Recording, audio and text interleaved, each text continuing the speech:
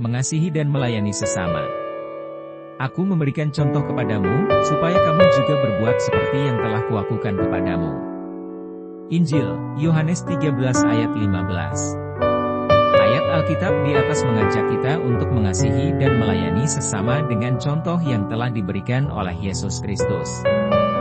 Yesus adalah teladan yang sempurna dalam kasih dan pelayanannya kepada manusia. Ia dengan rendah hati melayani dan memberikan dirinya sebagai teladan bagi kita.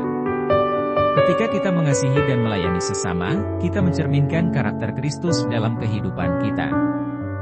Mengasihi sesama bukanlah sekadar memberikan belas kasihan secara pribadi, tetapi juga memberikan diri kita secara aktif untuk kepentingan orang lain.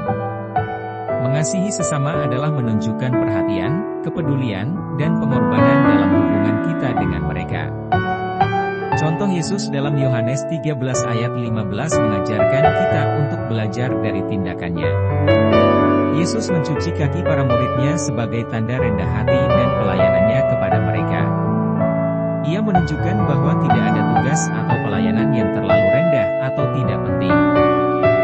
Ia ingin kita belajar untuk melayani dengan rendah hati dan mengasihi sesama tanpa pandang bulu.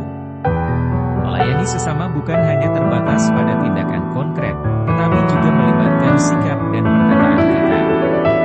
Kita dapat memberikan dukungan moral, memberi nasihat yang bijaksana, dan menyediakan telinga yang mendengarkan dengan penuh perhatian. Setiap kesempatan untuk melayani sesama adalah kesempatan untuk menunjukkan kasih Allah kepada mereka.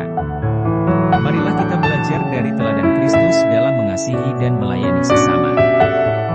Janganlah kita menganggap tugas yang rendah atau tidak penting, tetapi lihatlah setiap kesempatan sebagai panggilan untuk melayani dengan rendah hati.